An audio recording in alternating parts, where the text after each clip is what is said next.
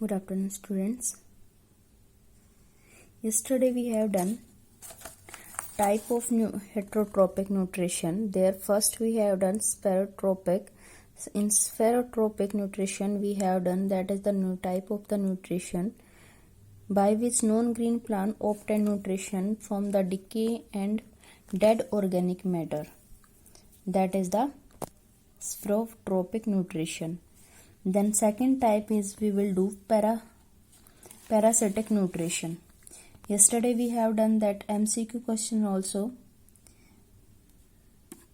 that given for your homework, that I hope you have done. If there is some problem then you can check your answer. I am telling. Then chlorophyll trap the solar energy and convert it into blank energy. Their answer will be chemical energy. Which of these is not necessary for the photosynthesis?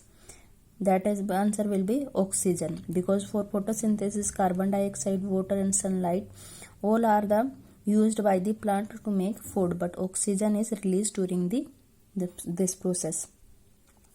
Which of the following is the spherotrope? There is an example is coral root. Now next, in the absence of the photosynthesis there would be no blank on the earth. If there is a if there will be no photosynthesis process, then what happened? There will be not having any living organism, because in absence of the photosynthesis we can't get oxygen, because during this process oxygen is released. If oxygen will be not there, then living organisms will be not there on the earth. So their answer will be living organisms. Now next, which of the following is not a heterotrope? Then their answer will be coral root. Now next topic we will start, that is the parasitic nutrition. What are the parasitic nutrition? These are also the non-green plant. They will not make food on self, but they are depend on the another plants. Now we will read. The kaskata, that means in Hindi amarbil, is a non-green plant. It does not have chlorophyll. If not having chlorophyll, then can't make food on self. It can't make its own food. Its long yellowish thread-like stem twine around the stem and the branches of the tree on which it climbs. It has a special structure called hostelria, which presses into the plant body on which it climbs for absorption of ready-made food, because they are taking ready-made food from the trees. They are not making food on self. The mode of nutrition in which some plant live in or on the body of other living organisms and derive their ready-made food from them is called the parasitic nutrition. Parasitic nutrition.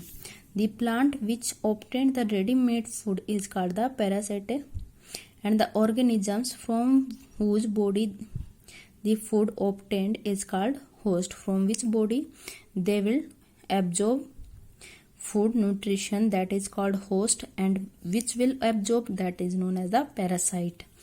Parasites may be total or partial. Cascata is a total parasite, because this one is a totally absorb nutrition from that plant on which it will climb. A few fungi and bacteria also total parasites. Now some plants like the mosquito are partial parasites. Mosquito plant are the green leaves. These green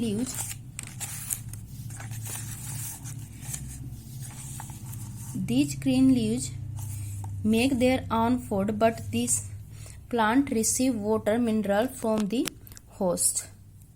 Who is host? That on which they will climb plant to synthesize food. Now next our topics, symbiosis.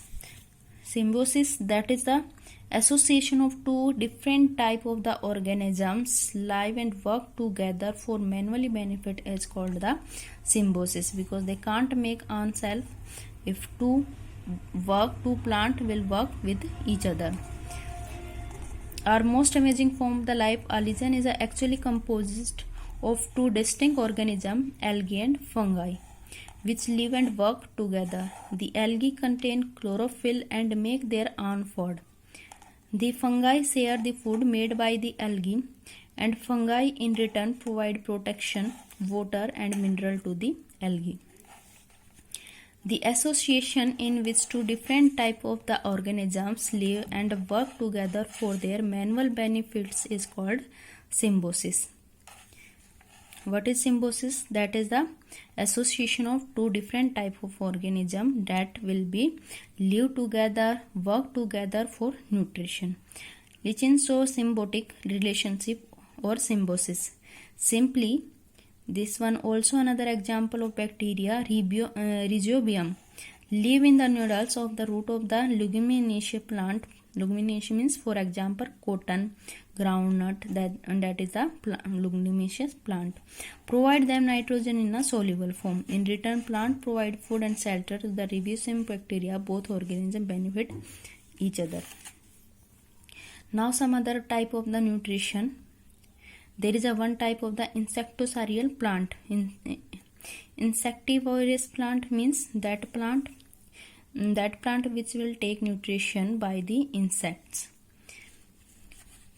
Such insect eating plant are called insectivorous plant. For example, pitcher plant, Urticaria plant, Venus flytrap, Drosera are the insectivorous plant. They are generally green plant.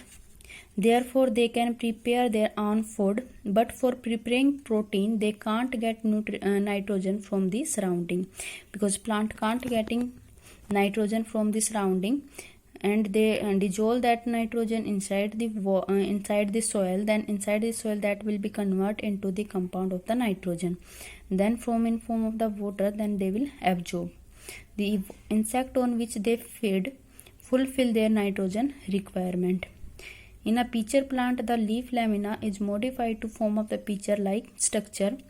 The apex of the leaf is modified into a lid which can open and close the mouth of the pitcher.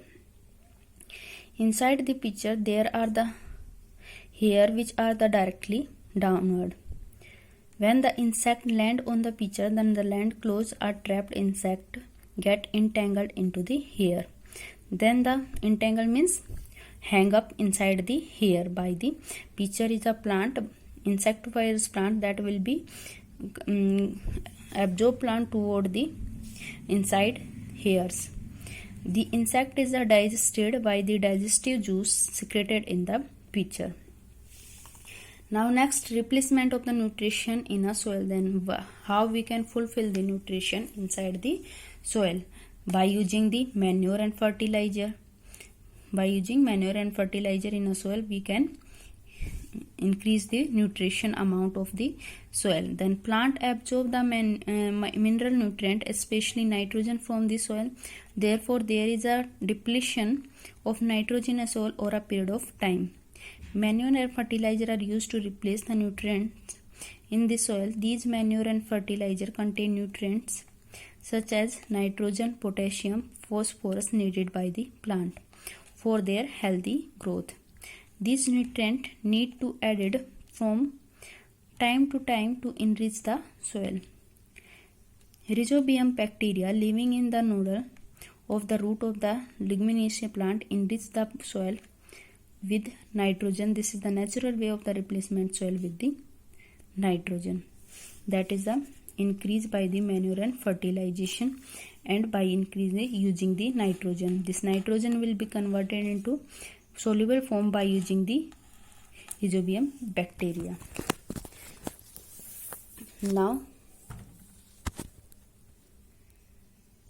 Now this chapter is over.